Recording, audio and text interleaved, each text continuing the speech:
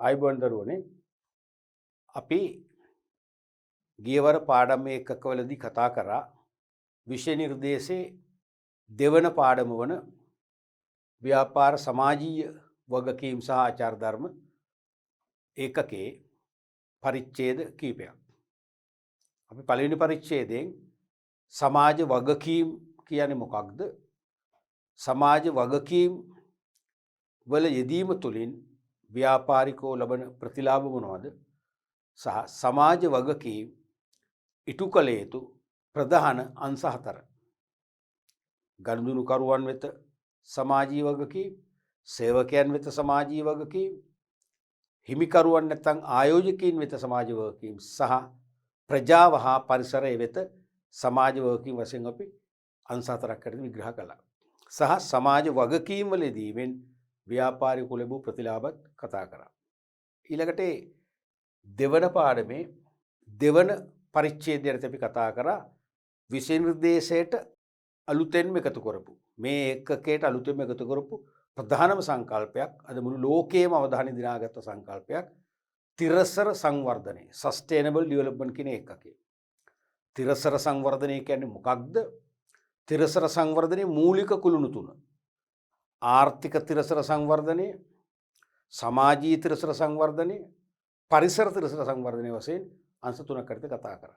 සහ තිරසර සංවර්ධනයේදී ව්‍යාපාරිකයින් සතු වගකීම් අපි වෙන්වෙන්ව කතා කරා. අපි අද සාකච්ඡා කරන්න බලාපොරොත්තු වෙන්නේ දෙවන පාඩමේ තුන්වන පරිච්ඡේදය නැත්නම් තුන්වෙනි පාඩම් කොටස අවසන් කොටස ඒ ව්‍යාපාරවල සාර්ථකත්වය සඳහා ආචාර ධර්ම පද්ධතියක අවශ්‍යතාවය. කෙටියෙන් කිව්වොත් ව්‍යාපාරිකයින්ගේ ආචාර ධර්ම තමයි අපේ මූලික හරය වෙන්නේ. එතකොට මේ ආචාර ධර්ම ගැන කියනකොට විශේෂයමක් කියන්නම ඕනේ. විභාගයට අපි ආචාර ධර්ම ඉගෙන ගන්නවා වගේම අපේ ජීවිතයටත් දැනෙන විදියට මේ ආචාර ධර්ම ගැන අපි හැදෑරීමක් නැත්නම් විශ්ලේෂණයක් කරන්නට ඕනේ. මොකද ඔබ අද දවසේදී උසස් පෙළ නැත්නම් සරසවි පිසුම් පෙළ අධ්‍යයන කටයුතු තුළ නියැලෙන දරුවෙක් වෙන්න පුළුවන්. නමුත් තව වසර 3-4කින් 5කින් 6කින් 7කින් නැත්නම් නුදුරු අනාගතයේදී ඔබ ලංකාවේ ව්‍යාපාරික සමාජයේ සමාජිකයෙක් නැත්නම් කොරස්කරුවෙක් වෙන්න පුළුවන්. අන්න එදාට ඔබටත් ආචාර ධර්ම දෝතින් තුරුළු කරගෙන තමයි ව්‍යාපාර ලෝකයට අවතීර්ණ වෙන්නේ. ඊළඟට අද මිනිස් සමාජය තුලත් විශේෂයෙන්ම ලංකාවේ මිනිස් සමාජය තුලත් ආචාර ධර්ම වල ශීඝ්‍ර පිරිහීමක් කඩාවැටීමක් අපි දකිනවා.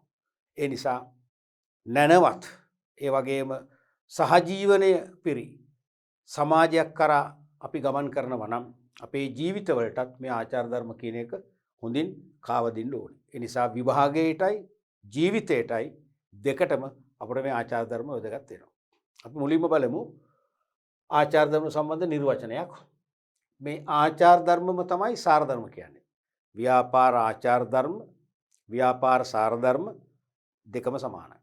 අපි ඉංග්‍රීසියෙන් කියනවා බිස්නස් එතික්ස් කියලා. බිස්නස් එතික්ස් කියලා. Business ethics are the concern of individual managers or decision makers. Ethics can be defined as an individual's moral beliefs about what it is right or wrong, what it is right or wrong, good or bad, that guide his or her behavior. ව්‍යාපාර තමන් සමග කටයුතු කරන සියලු පාර්ශවයන්ට තමන් සමග ක්‍රියා කරන සියලු පාර්ශවයන්ට යහපතක් වන ආකාරයට හොඳ හා නරකයයි සම්මත ක්‍රියාවන් මනවින් තෝරා බේරාගෙන හොඳ හා නරක ක්‍රියාකාරකම් හොඳින් තෝරගෙන තම ව්‍යාපාර කටයුතු ඉටු කිරීම ආචාර ධර්ම ලෙස හඳුන්වන්නේ. හරිම සරලයි මේ අර්ථකථනය. ව්‍යාපාරිකයෙකුට පුළුවන් හොඳ දේ කරන්නත් පුළුවන්. අවශ්‍ය නම් නරක දේ කරන්නත් පුළුවන්. දෙකම ක්‍රියාත්මක කරන්නත් පුළුවන්. නමුත් මෙතන අපි ආචාර ධර්ම වල සක්‍රිය වෙනවා. ආචාර ධර්ම වල ව්‍යාපාරිකයා ජීවත් වෙනවා කියලා අපි දකින්නේ හොඳ නරක තේරුම් අරගෙන නරක දේ බැහැර කරලා හොඳ දේ ක්‍රියාත්මක කරනවා නම් පමණයි. එතකොට මේ හොඳ හා නරක යයි සම්මත ක්‍රියාවන් තෝරගෙන හොඳ දේවල් වල නිරත වෙමින් හොඳ දේවල් වල නියුක්ත වෙමින් ව්‍යාපාර කටයුතු වල ක්‍රියාත්මක වෙනවා නම් යෙදෙනවා නම් එහෙනම් ඒ ව්‍යාපාරිකයා තමයි ආචාර ධර්ම අනුගමනය කරන ව්‍යාපාරිකයෙක් වශයෙන් අපිට පිළිගන්නට වෙන්නේ. එතකොට මතක තියාගන්න ව්‍යාපාර තමන් සමග කටයුතු කරන හැමෝටම ව්‍යාපාරයත් සමග සම්බන්ධ වන සියලු පාර්ශවයන්ට විශේෂයෙන්ම ගනුදෙනුකරුවන්ට පමණක් නොවේ. ගනුදෙනුකරුවන් දෙසටත් ආචාර ධර්ම තිළින කරන්න ඕනේ. ඒ පමණක් නෙවෙයි ව්‍යාපාරයක් එක්ක ගොඩාක් පිරිසක් දායක වෙනවා. සැපයුම්කරුවෝ වෙන්න පුළුවන්. ණය සපයන බැංකුකරුවෝ වෙන්න පුළුවන්. නීති උපදෙස් සපයන නීති සමාගම් වෙන්න පුළුවන්. එහෙම නැත්නම් අලෙවි කරන නියෝජිත ආයතන වෙන්න පුළුවන්. බෙදාහැරීමේ නියෝජිතව වෙන්න පුළුවන්. ඒ වගේම තමන්ගේ ව්‍යාපාරයේ භාණ්ඩ සේවා ගබඩා කර දෙන ගබඩා පහසුකම් සපයන්නෝ වෙන්න පුළුවන්. තොගවැළඳුන් වෙන්න පුළුවන්. ඒ වගේ ව්‍යාපාරයකට විවිධ පැතිවලින් සම්බන්ධ වන සියලු පාර්ශවයන් වෙනුවෙන් සියලු පාර්ශවයන්ට හොඳක් නැත්නම් යහපතක් වන ආකාරයෙන් හොඳ හා නරක කියන සම්මත දේවල් තෝරා බේරාගෙන නරක බැහැර කර හොඳ දේවල් පමණක් ක්‍රියාත්මක කරමින් ව්‍යාපාර කටයුතු දියත් කරනවද ඒක තමයි ආචාර ධර්ම කියලා කියන්නේ. හරිම සරලයි. එතකොට සරලව දක්වතොත් ව්‍යාපාර විසින් තමාටත් සේවකයින්ටත් ගනුදෙනුකරුවන්ටත් පාරිභෝගිකයින්ටත් පොදුවේ ප්‍රජාවටත් සමස්ත ජනතාවට පොදුවේ ප්‍රජාවටත් යහපතක් වන ආකාරයෙන් හොඳ හා නරක පිළිබඳව අවබෝධයෙන් කටයුතු කිරීමයි. එනම් හොඳ දේ ඉටු කිරීමත් නරක දේ තෝරාගෙන බේරාගෙන නොකිරීමත්. තේරුණාද? එහෙනම් පැහැදිලිව ඉස්සෙල්ලා කියු කතන්දරේම මෙතනත් කියවෙනවනේ. මොකද්ද? සෑම පාර්ශවයක්ම ව්‍යාපාරයකට සම්බන්ධ සෑම පාර්ශවයක්ම කියන එක මෙතනින් ගොනු කරලා කියනවා. තමාටත් ව්‍යාපාරිකයාටත් තමාටත් ඒ වගේම තමන්ගේ සේවකයින්ටත් ගනුදෙනුකරුවන්ටත් පාරිභෝගිකයන්ටත් අවසාන වශයෙන් සමස්ත ප්‍රජාවටත් මේ කියපු පාර්ශවයන්ට ඔක්කොම අයිති. රටක සමස්ත පුරවැසියෝ ප්‍රජාවට යහපතක් වන ආකාරයෙන් හොඳ හා නරක පිළිබඳ අවබෝධයෙන් කටයුතු කිරීම. ඒ කියන්නේ හොඳ දේ ඉටු කරනවා නරක දේ තෝරාගෙන බේරාගෙන බැහැර කරනවා. 21 වන සියවස ආරම්භයේදී වර්ධනය වූ ගෝලීයකරණයට සමගාමීව නිදහස් වෙළඳ ප්‍රතිපත්ති බහුලව අනුගමනය කරමින් ලෝපුරා නිදහස් වෙළඳ ක්‍රියාවලියක් ඇති වී සමස්ත ලෝක වෙළඳාම නිදහස් වෙළඳ සල්පිලක් බවට පත්වීමට සමාන්තරව විවිධ රටවල් ආචාර ධර්ම ප්‍රතිපත්ති සැකසීමටත් ඒවා නීතිගත කිරීමටත් ක්‍රියා කරන ලදී.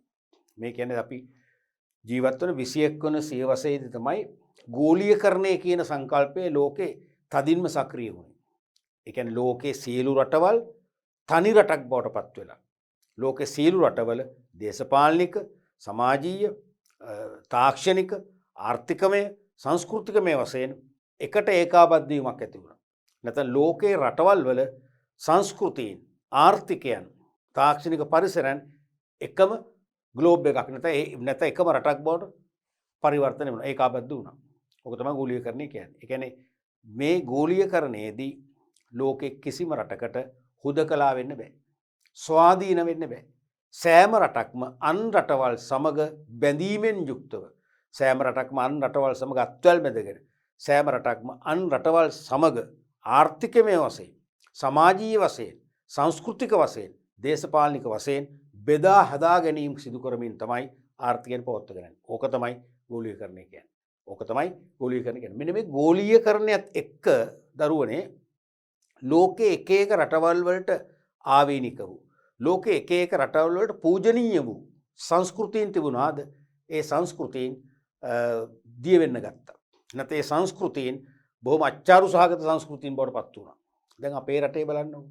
අපේ රටේ නැත්තේ මොන සංස්කෘතියද? ඇමරිකන් සංස්කෘතිය ඕන නම් ඒ සංස්කෘතියත් දැන් අපේ රටේ සමහර කණ්ඩායම් අතර තියෙනවා. බ්‍රිතාන්‍ය සංස්කෘතිය නම් ඒකක් තියෙනවා. ජපන් සංස්කෘතිය ඒකත් තියෙනවා. ඉන්දියානු හින්දි සංස්කෘතිය ඒකත් ලංකාවේ තියෙනවා. ඉන්දියානු ද්‍රවිඩ සංස්කෘතිය ඒකත් ලංකාවේ තියෙනවා. මේ මොකක්ද හේතු? ගෝලීයකරණය. ගෝලීයකරණයත් එක්ක මුළු ලෝකයේම එකට එකතු වීම ප්‍රතිඵලයක් වශයෙන් එක එක රටවල් වලට පූජනීය වූ පිරිසිදු වූ සුපිරිසිදු වූ සංස්කෘතීන් සමාජීය සාරධර්ම වෙනස් වෙන්න ගත්තා. ඒ නිසා විවෘත ආර්ථික ප්‍රතිපත්ති අනුගමනය කරන්න උනා ගෝලීකරණය නිසා. අනිවාර්යයෙන්ම ගෝලීකරණයක් ඇති වෙන්නේ නැහැ රටවල් වල නිදහස් විවෘත වෙළඳ ප්‍රතිපත්ති ස්ථාපිත කළේ නැත්තම්. ඒ තුලින් ලෝකේ සෑම රටක්ම එකම නිදහස් වෙළඳ සල්පිලක් එකම ලෝක වෙළඳ පොළක් බවට පරිවර්තන වුණා. අන්න ඊට සමාන්තරව තමයි විවිධ රටවල් පෙළඹුණා ආචාර ධර්ම ප්‍රතිපත්ති නැත්නම් ආචාර ධර්ම සංග්‍රහයන් ethical codes සකස් කරන්නත් ඒවා එතනින් නොනවති ආචාර ධර්ම සංග්‍රහයන්ගේ මූල ධර්ම තමන්ගේ රටවල විවිධ නීති මගින් නීතිගත කරන්න. නීතිගත කරලා රටේ නැවත ආචාර ධර්ම වලින් සැපිරි සමාජයට පිළිගත හැකි සමාජයට ආදර්ශමත් වන සමාජ ආකර්ෂණය දිනා ගන්න පුළුවන් ගෞරවනීය තත්වයේ ව්‍යාපාරික පරිචයක් බිහි කරන්න එකෙන් අවස්ථාව උදා වෙලා තියෙනවා. ඊළඟට ආචාර ධර්ම තුල ව්‍යාපාරික භූමිකාව. ආචාර ධර්ම තුල ව්‍යාපාරික භූමිකාව. අදාළ නීති රීති හා රෙගුලාසි වලට යටත්ව ව්‍යාපාරයක් කටයුතු කිරීමට අමතරව දැන් සෑම ව්‍යාපාරයක ඕනෑම රටක ඕනෑම පරිමාණයේ ව්‍යාපාරයකට ඒ රටේ නීති රීති හා රෙගුලාසි වලට යටත් වෙන්න වෙනවනේ. නීති රීති හා රෙගුලාසි වලට යටත් වෙන්නේ නැත්නම් ඒ ව්‍යාපාරිකයා සමාජ විරෝධී ව්‍යාපාරිකයෙක් වෙනවා. සටන්කාමී ව්‍යාපාරිකයෙක් බවට පත් වෙනවා. ගනුදෙනුකරුවන් විසින් ප්‍රතික්ෂේප කරන ගනුදෙනුකරුවන් විසින් තමන්ගේ ග්‍රහණයට හසු කරගන්න අකමැති වන ව්‍යාපාරිකයෙක් බවට පත් වෙනවා. ඒ නිසා නීති රීති හා රෙගුලාසි වලට යටත් වෙන්නම ඕනේ. ඒක ලෝකයේ සෑම රටකම සෑම ව්‍යාපාරිකරුම් පොදුයි. තමන්ගේ රටේ පවතින නීති රීති වලට යටත්ව එකඟව ක්‍රියාත්මක වෙනවා. වෙන්න එපයි. නමුත් ඒක පමණක් නොවේ. එතනින් පමණක් අපට මේ සාර ධර්ම නැත්නම් ආචාර ධර්මානුකූලව ක්‍රියා කරන ව්‍යාපාරික කසම් පිළිගන්න බෑ. තව දේවල් තියෙනවා කියන එක මේ කියන්නේ. ඒක තමයි සාධාරණව අවංකව තරම් කිරීම. අනිවාර්යයෙන්ම ව්‍යාපාරිකයා අවංක වෙන්න ඕන. සාධාරණ වෙන්න ඕන. තමන්ගේ ගනුදෙනුකරුවන්ට පමණක් නෙවෙයි තමන්ගේ ව්‍යාපාරයට සම්බන්ධ ඇල්මැති පාර්ශව ඕනෑම කෙනෙකුට සාධාරණව අවංකව ක්‍රියාත්මක වෙන්න වැදියාවක් තියෙනවා. ඒකත් ආචාර ධර්ම අනුගමනය කිරීම. ඒකත් ආචාර ධර්මයක් තමයි. දෙවැනි එක බීත් සත්‍ය දෑ පමණක් සංවේදනය කිරීම. සෑම ව්‍යාපාරිකයෙක්ම නීති රීති හා රෙගුලාසි වලට යටත් වීමට අමතරව විශේෂයෙන්ම වෙළඳ පොළට එනම් ගනුදෙනුකරුවන්ට සත්‍ය දෑ පමණක් සංවේදනය කරන්න ඕන. විශේෂයෙන්ම ප්‍රචාරණ කටයුතු වලදී අසත්‍ය තොරතුරු අසත්‍ය ආකර්ශනීය ප්‍රකාශනයන් නොකර භාණ්ඩ හා සේවා පිළිබඳ ඇත්ත తত্ত্বය සත්‍ය ආකාරය හෙළිදරව් කරන්න බැදියාවක් තියෙනවා. ඒකත් ආචාර ධර්ම තමයි. එම සත්‍ය තොරතුරු පමණක් sannivedanaya කරමින් සිය ව්‍යාපාරික අරමුණු ළඟා කරගන්න උත්සාහ කරනවා නම් එයත් ආචාර ධර්ම අනුගමනය කිරීමක් වශයෙන් තමයි පිළිගන්නේ. ඊට අමතරව තුන්වෙනි එක C අන් අයට හානි නොකිරීම. තමන්ගේ ව්‍යාපාර කටයුතු පවත්වාගෙන යාමේදී තම ව්‍යාපාරයේ පිහිටි පරිසරයේ ක්‍රියාත්මක වන ජීවත් වන කිසිදු පුද්ගලයෙකුට කිසිදු ආයතනයකට විශේෂයෙන්ම තමන්ගේ තරඟකරුවන්ට තමන් නියැලී සිටින කර්මාන්තේ තමන්ගේ ව්‍යාපාරේ ක්‍රියාත්මක වන කර්මාන්තයට අයිති කිසිදු ව්‍යාපාරිකයෙකුට හානිදායක වන අයුරින් ක්‍රියාත්මක වෙන්න හොඳ නැහැ. හානිදායක තත්ත්වයන් නැති වෙනවා නම් ඒවෙන් බැහැරව සිටින්නට ඕනේ. ඒකත් ආචාර ධර්මයක් තමයි. ජන ක්‍රියාවන්ද ආචාර ධර්ම වලට අනුකූලව කටයුතු කිරීමක් ලෙස සැලකේ. නීති රීති වලට යටත් වීම අත්‍යවශ්‍යයි. නීති රීති වලට අනුගත නොවන ව්‍යාපාරිකයෙක් අපි කියන්නේ ආචාර ධර්ම වලින් බැහැර වූ ව්‍යාපාරිකයෙක් කියලා. ඒක තමයි ප්‍රධානම ආචාර ධර්ම වල කොඳුනාරටි ඒකයි. සාරේ ක්‍රීම් එක ඒකයි. අනිවාර්යයෙන්ම රටේ පවතින නීති රීති හා රෙගුලාසි වලට යටත්ව තමන්ගේ ව්‍යාපාර කටයුතු මෙහෙයවන්නට ඕනේ. ඒක අනිවාර්ය ආචාර ධර්ම වලට. ආචාර ධර්ම වල හරය ඒකයි. නමුත් ඉන් නොනවති තමන්ගේ ගනුදෙනුකරුවන්ට ඇල්මැති පාර්ශවයන්ට සත්‍ය තොරතුරු හෙළි කරන්න ඕන. ගනුදෙනුකරුව හෝ ඇල්මැති පාර්ශව නොමග යවන සුළු නැත්නම් රවටන සුළු ප්‍රකාශන දෙන්න හොඳ නැහැ. ඇත්ත තොරතුරු හෙළිදරව් කරන්න ඕන. ඒ වගේම සාධාරණව අවංකව කටයුතු කරන්න ඕන. අසාධාරණ ලෙස වංක ලෙස ව්‍යාපාර කටයුතු නියුක්ත වෙන්න හොඳ නැහැ. ඊළඟට අන් අයට හානිකර අන්දමින් ව්‍යාපාර කටයුතු මෙහෙවන්න හොඳ නැහැ. එහෙම මෙහෙවුවොත් අපි කියන්නේ ආචාර ධර්ම වලට පටහැනි බව. ඊළඟට අපි බලමු ඒ නීති රීති වලට යටත්ව ක්‍රියා කිරීමට අමතරව අපි කාරණා තුනක් වූ ඒ කාරණා තුන ධනාත්මකව ක්‍රියාත්මක වෙද්දී අපි කියනවා ඒවා ආචාර ධර්ම කියලා. නැත්නම් ආචාර ධර්මානුකූලව ව්‍යාපාරිකයා ව්‍යාපාර ලෝකයේ තුල සක්‍රිය වෙනවා කියලා අපි දකිනවා. එහෙනම් අපි මේ කාරණා තුන විශේෂයෙන් කතා කරන්න. මොකද විභාගෙට මේ වන විටත් මෑතකදී දෙවතාවකම ප්‍රශ්න මුවුණා. විභාගෙට ලියමු වුණා. එකක් තමයි සාධාරණව හා අවංකව තරං කිරීම. සාධාරණව හා අවංකව තරං කිරීම. competing fairly and honestly. ව්‍යාපාර ලෝකේ දැඩි තරංගයක් පැවතියද නීති රීති කඩ කරමින් තරංගකාරී ව්‍යාපාරිකයින්ට හානි කරවන ආකාරයේ කටයුතු වල නිරත නොවිය යුතුයි. තේරෙනවද? මේ සාධාරණව අවංකව තරං කිරීම කියවම විශේෂයෙන්ම මේක ටාගට් වෙන්නේ ඉලක්ක වෙන්නේ එකම කර්මාන්තයේ නියුතු සමාන ව්‍යාපාරිකයන් වන තරංකරුවන්ටනේ.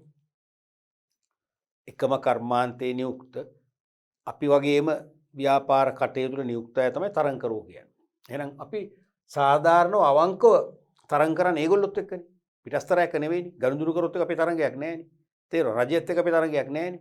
එහෙනම් එකම කර්මාන්තයේ නියුක්ත අපේ ව්‍යාපාර කාර්යයන් මිටු කරන ව්‍යාපාරිකයෝ තමයි තරංකරුවෝ කියන්නේ. අන්න ඒගොල්ලන්ට සාධාරණව වෙන්න ඕනේ, අවංකව වෙන්න ඕනේ. අවංකව ඒගොල්ලොත් එක්ක අපි තරං කරන්න ඕනේ.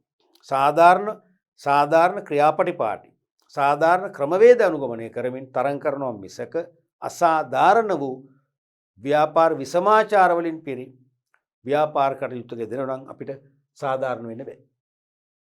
එhmenan ව්‍යාපාර ලෝකේ අද තියෙන දැඩි තරංකාරී තත්ත්වයක්. ගෝලීයකරණයත් එක්ක මේ තරංකාරීත්වය තව තවත් උපවත් වෙනවා, මුවහත් වෙනවා, වැඩෙනවා මිසක ගෝලීයකරණය තුලින් මේ තරංකාරීත්වය මේ පටු වෙන්නේ නැහැ. තේරෙනවද? විනාශ වෙන්නේ නැහැ. එහෙනම් ඒ දැඩි තරංගයක් තිබුණත් නීති රීති කඩ කරමින් තරංකාරී ව්‍යාපාරිකයින්ට අපි මේ නීති රීති වලටත් පයින් ගහලා පවතින නීති රීතිත් අමතක කරමින් තරංකාරී ව්‍යාපාරිකයින්ට හානි කරන ආකාරයේ කිසිදු කටයුත්තක නිරත වෙන්න හොඳ නැහැ කියන එක තමයි මේ සාධාරණ අවංක තරං කිරීම කියන්නේ. උදාහරණයක් වශයෙන් තරංගකරුවන්ගේ සේවකයින්ට අල්ලස් නොදීම. එතකොට අල්ලස් නොදීම ආචාර ධර්මයක්. අල්ලස් දීම නම් ආචාර ධර්මයක් නෙවෙයි. තේරෙනවද? ඒ නිසා මේකේ වටිනාම දේ තමයි අල්ලස් නොදීම. මෙතන අල්ලස් දීම උනන මොකද වෙන්නේ? දීම උනන අපි ආචාර ධර්ම කඩ කළා වෙනවා. දැන් මේකේ තේරුම මම ව්‍යාපාරිකයෙක් නම් ඔබත් මම වගේම සමාන ව්‍යාපාරිකයෙක් නම් ඔබගේ ව්‍යාපාරයේ ඉන්නවා ඊටාම දක්ෂ කුසලතාපූර්ණ ක්‍රියාකාරී කැපවීමෙන් සේවය කරන හොඳ සේවකයෝ. ඒ නිසාම ඔබේ ව්‍යාපාරයේ නිමවුම් වල ගුණත්වය මගේ ව්‍යාපාරයේ නිමවුම් වල ගුණත්වයට සාපේක්ෂව ඊටාම ඉහළයි. වෙළඳපොළ ඊටාම කැමැත්තෙන් පිළිගන්න ඔබේ නිමවුම්. අපි මොනතරම් ප්‍රවර්ධන උපාය මාර්ග ඔස්සේ අධික පරිශ්‍රමයක් දරුවත් ඔබේ ව්‍යාපාරයේ උපයන ආදායම් සහ ලාභ අපිට ළඟා කරගන්න බෑ. මොකද කරන්නේ? අපි අපේ දුර්වලතා හඳුනා ගැනීම පස්සේ කළා. අපි අපේ අතින් සිදුවන දුර්වලතා හඳුනාගෙන අපි නිවැරදි වෙන්න එපේ. එතකොට අපටත් වෙළඳපොළ දිනන්න පුළුවන් වෙන්නේ. අපි ඒක අමතක කරලා අපි ඔබේ ව්‍යාපාරයේ සේවකයින්ට ගතමනාවක් දීලා මුදලින් හෝ ද්‍රව්‍යමය වශයෙන් අල්ලසක් දීලා අපි ඒගොල්ලෝ එක්ක අපිට දැහැ ගන්න. නැත්නම් අල්ලස දීලා ඒගොල්ලන්ගේ ක්‍රියාශීලී බව නැති කරලා මන්දගාමී සේවකෙක් බඩපත් කරලා ඒ ඕගොල්ලන්ගේ ව්‍යාපාරයේ භාණ්ඩ වල තියෙන ක්වොලිටි එක ගුණත්වය අඩු කරන්න. ඒකෙන් වෙළඳපොළ පටු කරන්න අපි බලපෑම් කරනවා. අන්න ඒව බොහොම නරක වැඩ. අපේ භාෂාංකුත් කැත වැඩ. එහෙමනම් එතන අපි ආචාර ධර්ම සම්පූර්ණයෙන්ම අමු විනාශ කළා වෙනවා. එහෙනම් තරංකරුවන්ගේ සේවකයින්ට අල්ලස් නොදීම අපේ ආචාර අපි අල්ලස් දෙන්නේ නැහැ. දෙන්නේ නැතුව අපි අපේ දුර්වලතා නිවැරදි කරගෙන තරං කරනවා. අන්න සාධාරණයි. දෙවෙනි එක තමයි තරංකරුවන්ගේ දක්ෂ සේවකයින් කූට ලෙස බඳවා නොගැනීම. දැන් අතන අල්ලස් දීලා අපි ඒගොල්ලන්ව දුර්වල සේවකම්බර පත් කරනවා. ඒ සේවකයන් අපිට ඕන විදිහට අපි මෙහෙවනවා පිටතින් ඉඳන්. සේවකයන්ලෝ අපි බාණ්ඩේ ක්වොලිටි එක බාල කරනවා. ඒක නිකන් මේ කියන්නේ එහෙම නෙවෙයි. මේක ඊට වඩා දරුණු. දෙවෙනි එක මොකද්ද? තරංකරුවන්ගේ දක්ෂයෝ ටික කූට ලෙස අපි ගන්නවා. අපි හිතමු ඒගොල්ලන්ට රුපියල් ලක්ෂයක් පඩි ගෙවනවා. අපි කියනවා 1,20,000 දෙන්න. ඔයාට අපි ප්‍රවාහන පහසුකම් දෙන්න. නැත්නම් යතුරු පැදියක් මෝටර් බයික් එකක් අරන් දෙන්න. ඒ මෝටර් බයික් අපි කියන පොඩි කාර් එකක් අරන් දෙන්න. තේරෙනවද? ඒ වගේ අපි උපායශීලී ලෙස අපි මේ සේවක අපේ පැත්තට ගන්නවා. ඒක මොකද වෙන්නේ? එයා අපිට ගුණාත්මක සේවයක් දීලා වෙළඳපොළ අපේ පැත්තට ලබා දෙන අතර එයා හිටපු ආයතනයට එයා ලොකු අවඩක් කරනවා. තේරෙනවද? කරේ එයා ඒ අවඩ කරන්නේ කවුරු නිසාද? අපි නිසා. අපේ අනර්ථකාරී පෙළඹවීම නිසා. අන්න අපි ආචාර ධර්මයෙන් බැහැර වුණා. එහෙමනම් අපි ඒ වගේ කූට ලෙස තරංගකාරී ව්‍යාපාරිකයන්ගේ සේවකයන් අපේ ආයතනය වෙත බඳවා නොගෙන අපේ ආයතනයේ සේවකයන්ට පුහුණුවක් දීලා එක්ක අපි වෙන පුහුණු සේවකයන් බඳවගෙන අපි තරංකරුවන්ට තරංගයක් දීම තමයි සාධාරණව අවංකව තරංග කිරීම කියන්නේ. මේ වැඩේ නෙවෙයි. පැහැදිලිනේ? තුන්වෙනි එක තමයි තරංගකරුවන්ගේ දුරකථන සංවාදවලට සවන් නොදීම.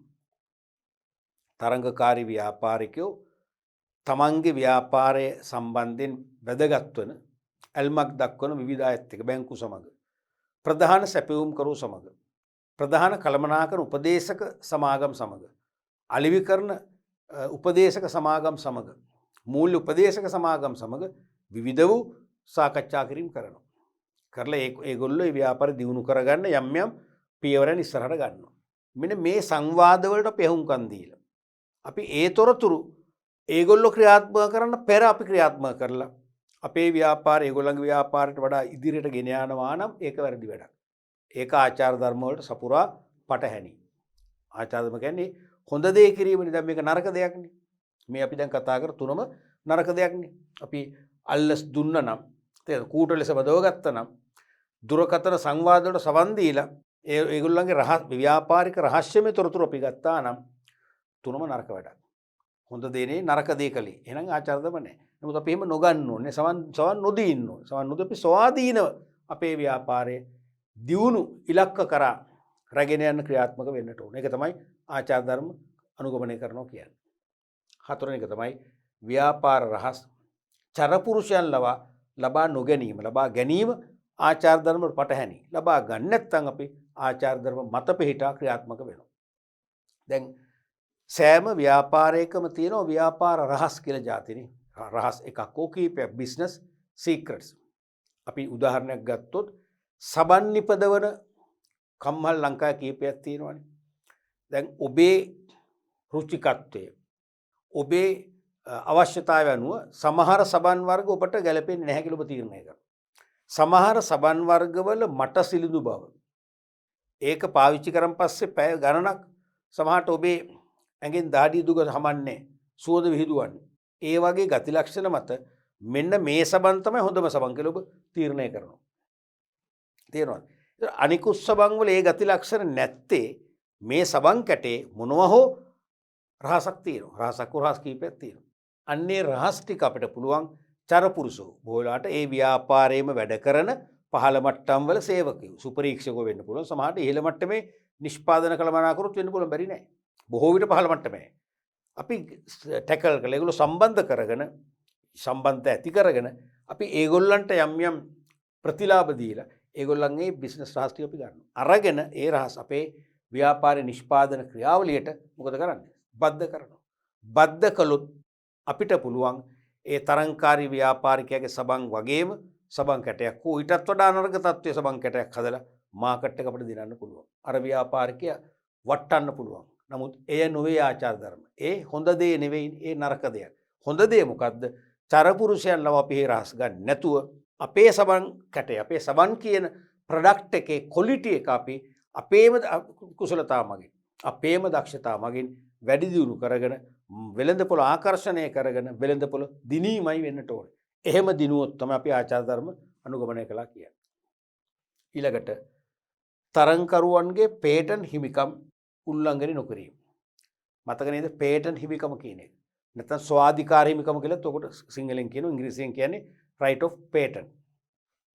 patent කියන්නේ කිසියම් ව්‍යාපාරිකයෙක් අලුත් නිෂ්පාදිතයක් අලුත් ප්‍රොඩක්ට් එකක් නිව් ප්‍රොඩක්ට් එකක් හොයාගත්තොත් බිහි කරොත් ඒ නිෂ්පාදනය තමන් වෙත තබා ගැනීමට එක්ක නිපදවල වෙළඳ පොලේ විකුණන්න නැත්නම් ඒ නිෂ්පාදනය කිරීමේ හැකියාව නැත්නම් නිෂ්පාදනය කිරීමේ තාක්ෂණය වෙනත් කාට හරි බදු දෙන්න එක්ක බද්දර දෙන්න නැත්නම් සම්පූර්ණයෙන්ම විකුණා දාන්න නීතිමය හිමිකාරත්වයක් අපි ලබා ගන්නවා. අන්නේ නීතිමය හිමිකාරත්වය තමයි පේටන්ට් හිමිකම කියන්නේ.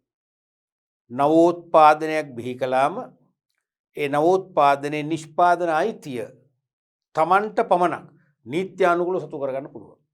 ඒ ශ්‍රී ලංකා ජාතික බුද්ධිමය දේපල කාර්යාලය තුලින් ඉල්ලුමක් කරලා එම කාර්යාලය තුල ලියාපදිංචි කරලා ඒගොල්ලෝ ගැසට් කරලා අපට බලපත්‍රයක් මගින් ප්‍රදානය කරනවා. අපි ඒකට කියනවා පේටන්ට් බලපත්‍රය නැත්නම් ස්වාධිකාර බලපත්‍රය කියලා. ඒ ස්වාධිකාර බලපත්‍රය අපි ගත්තන් පස්සේ අනිවාර්යයෙන්ම අවුරුදු 20ක් යනකම් ඒ නිෂ්පාදනය කාටවත් කරන්න බෑ. අනුකරණය කරලවත් හදන්න බෑ. ඒක අපේ. අවුරුදු 20කට පස්සේ ඒක පැරණි ඕපන් නැත්නම් විවෘත නිෂ්පාදනයක් වෙනවා. 20ක් යනකම් කාටවත් බෑ. එහෙනම් පේටන්ට් බලපත්‍රයක් තරඟකරුවෙක් හෝ තරඟකාරියක් තියාගෙන ඊටාම ඒ නිෂ්පාදනයේ රහස් ටික ඊටාම සුරැකිව තියාගෙන වෙළඳ පොළට හොඳ භාණ්ඩයක් දීලා වෙළඳ පොළ සාර්ථක වෙලා තියෙනවා නම් අපි ඒ පේටන්ට් හිමිකමේ නිෂ්පාදන රහස් ටික අපි අරගෙන අපි නිෂ්පාදනය කර නෙවෙයි අපේ හොඳ ක්‍රියාවක් වෙන්නේ. ඒක නරක ක්‍රියාවක්. එහෙනම් හොඳ දේ වෙන්නේ අපි ඒ පේටන්ට් හිමිකමේ රහස්‍යතාවය අපිට වැඩක් නෑ. අපි ඒක දැහැ ගන්න යන්නේ නෑ. අපි ඒක සොරකම් නොකර අපිට වෙනම පේටන්ට් බලපත්‍රයක් අරගෙන හෝ නැතුව හෝ අපේ භාණ්ඩයේ ගුණත්වය වැඩි කරලා ක්වොලිටි ප්‍රොඩක්ට් එකක් මාකට් එකට දීලා මාකට් එක ජයග්‍රහණය කිරීම තමයි හොඳ දේ වෙන්නේ. ඒක තමයි ආචාර ධර්ම වෙන්නේ. එහෙනම් සාධාරණ අවංකව තරම් කිරීමේදී මෙන්න මේ කාරණා අපෙන් ධනාත්මකව සිදු වෙන්නට ඕනේ. ඊළඟට සත්‍ය දෑ සංවේදනය කිරීම. ව්‍යාපාරිකයෝ පවතින නීති රීති හා රෙගුලාසි වලට යටත් වීම ආචාර ධර්මය. යටත්ව ක්‍රියාත්මක වීම තමයි ආචාර ධර්මයේ අපි මූලික අදහස කිව්වේ. ඒ මූලික අදහසෙම ගැබ් වෙච්ච තවත් කොටසක් මොකද්ද? අවංකව සාධාරණව තරම් කරන්න ඕනේ. ඒ වගේම සත්‍ය දෑ සංවේදනය කිරීමක් කරන්නත් ඕනේ. සත්‍ය දෑ සංවේදනය නොකර අසත්‍ය දෑ නම් වෙළඳ පොළට ප්‍රකාශ කරන්නේ ගෙනියන්නේ එහෙමනම් එතනත් ඒ ආචාර ධර්ම කඩ කළා වෙනවා. ආචාර ධර්ම උල්ලංඝනය කළා වෙනවා.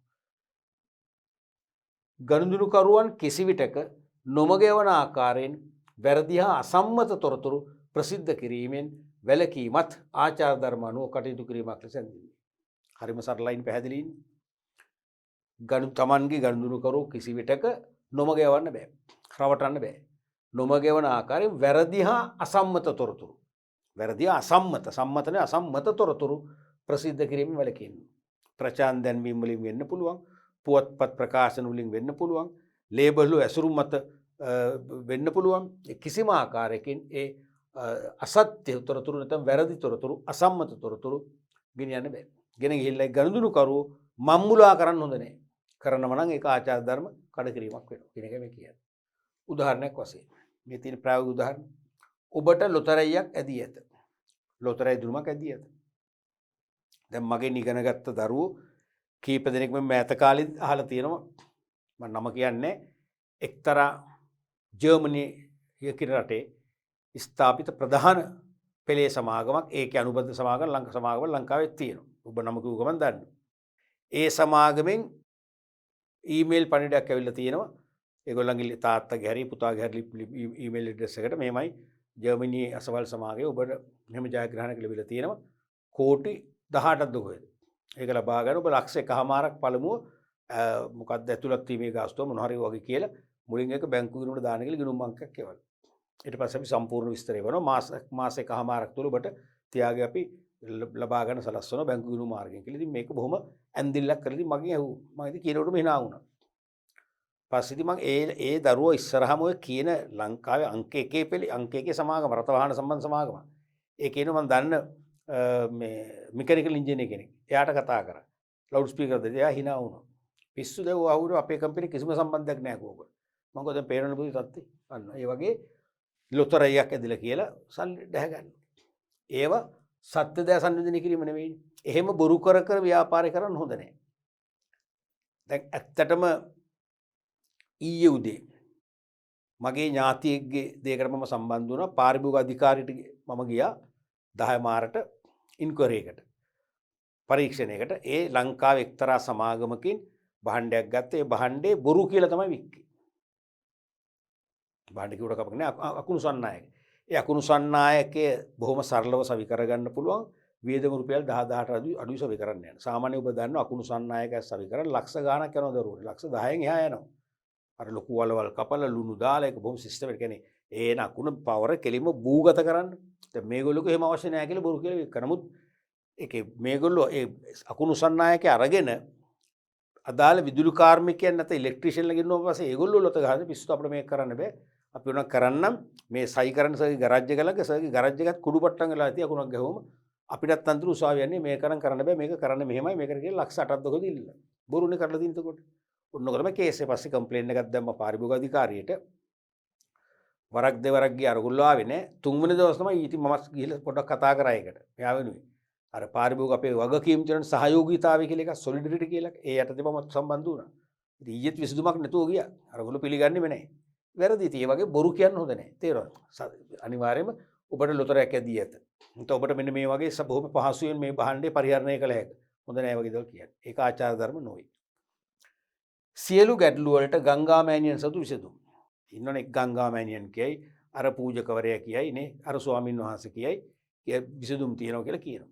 ඔබේ දරුපල නැද්ද? දරුවන් ලබා දෙන මාස 3. රැකියාවක් නැද්ද? සතියෙන් රැකියාව දෙනවා. කොහොම කියනවනේ. කියන්නේ සමාහට පූජාවක් තියන්නේ. ඒ වගේ දෙයක් බොරුනේ.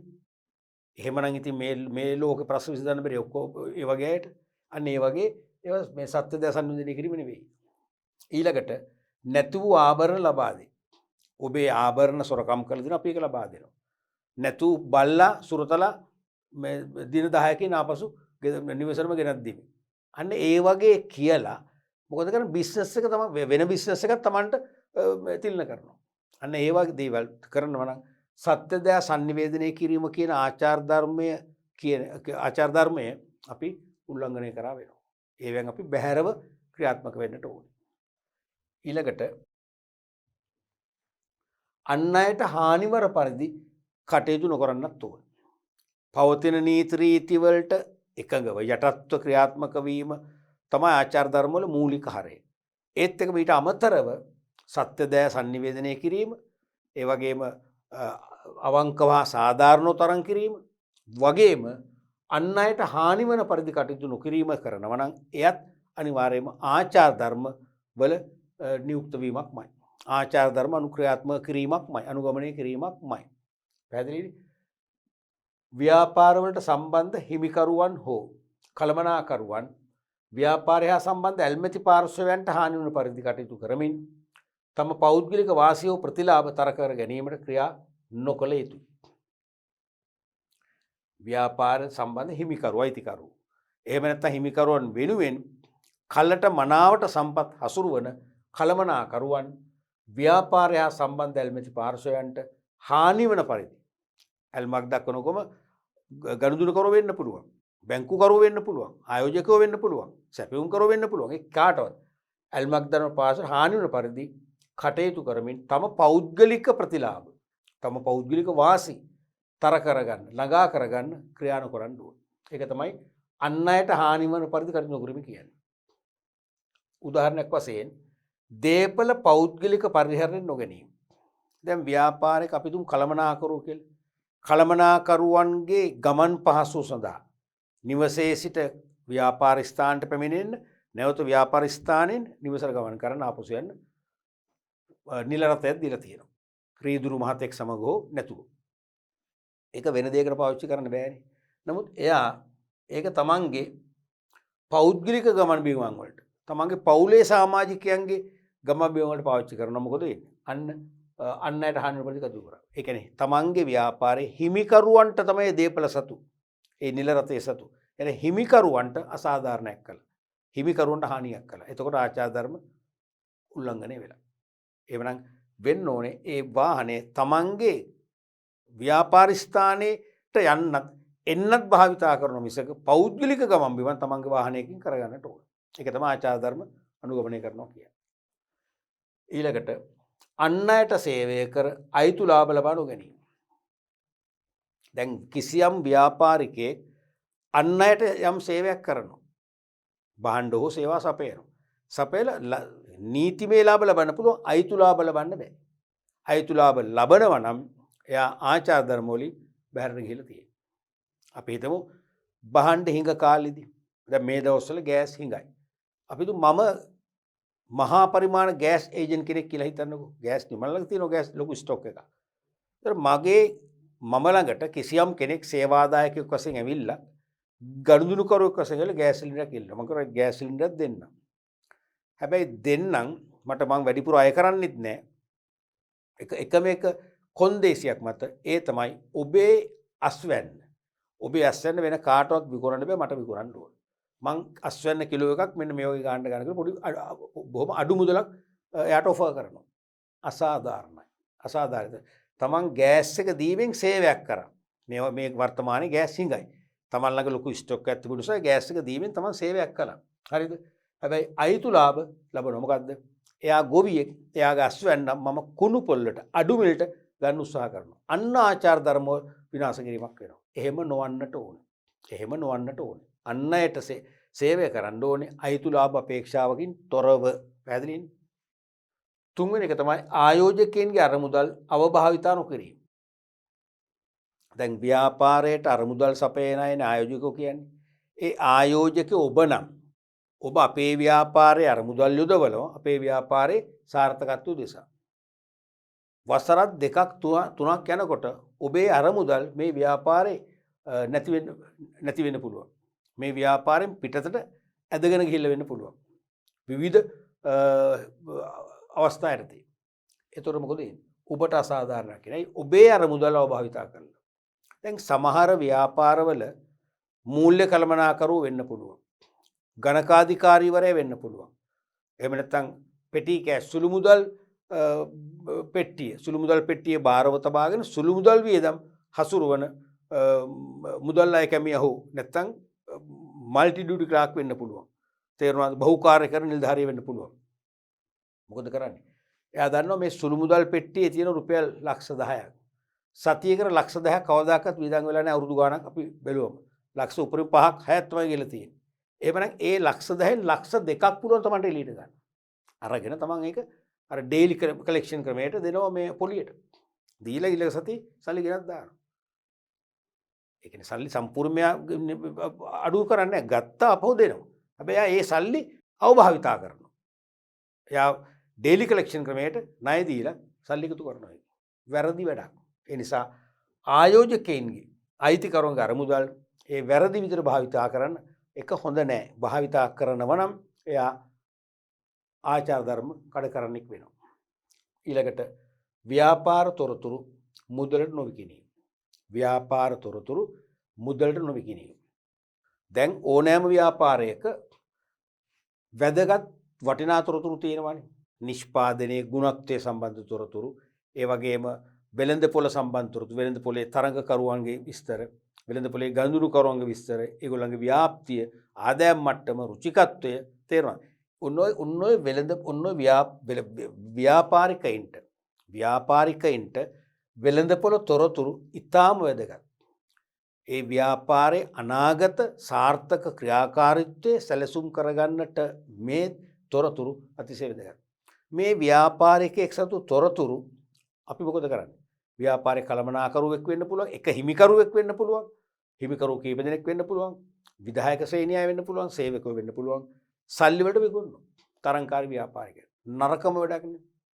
දැන් මගේ ව්‍යාපාරේ මම අයිතිකරුවෙක් වෙන්න පුළුවන්. ඔබ කළමනාකරුවෙක් වෙන්න පුළුවන්. තවත් කෙනෙක් සේවකයෙක් වෙන්න පුළුවන්. මේ කිසිවෙකුට මේ තොරතුරු විකුණන්න අයිතියක් නැහැ. විකුණනවා නම් ඒගොල්ලෝ ආචාර ධර්ම කඩ කළා වෙනවා.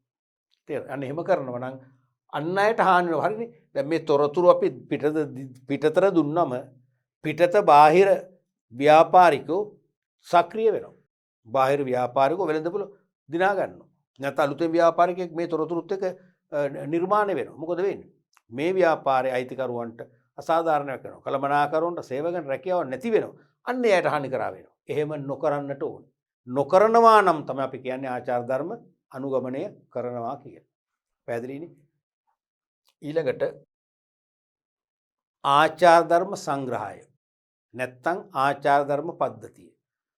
මේ වර්තමාන තරඟකාරී ව්‍යාපාර ලෝකයේ තුල ආචාර ධර්ම කතා කරන විට නැත්නම් ආචාර ධර්මානුකූලව ව්‍යාපාරය කටයුතු නියැලීමෙන් සාර්ථකත්වය කරා ගමන් කළ යුතුයි කියලා අපි දැන් තියෙන මතවාදයක්, ව්‍යාපාරික මතවාදයක්. මේ ව්‍යාපාරික මතවාදයේ තුල අමතක කරන්නම බැරි ඊළඟ සංකල්පය තමයි ආචාර ධර්ම සංග්‍රහය නැත්නම් ආචාර ධර්ම පද්ධතිය, code of ethics කියන එක.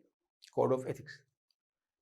අද මේ තරඟකාරී ව්‍යාපාරික සමාජයේ තුල එකම කර්මාන්තයේ නියැලි ව්‍යාපාරිකයින් සමස්ත වෙළඳ පොලෙන් වන්නට සාපේක්ෂව ඉහළ වෙළඳ පොළ කොටසක් ලබා ගනිමින් ව්‍යාපාර තරඟය ජයග්‍රහණය කරන්නට භාවිතා කරන එක අවියක් නැත්නම් ප්‍රධාන අවියක් තමයි ආචාර ධර්ම සංග්‍රහය නැත්නම් පද්ධතිය.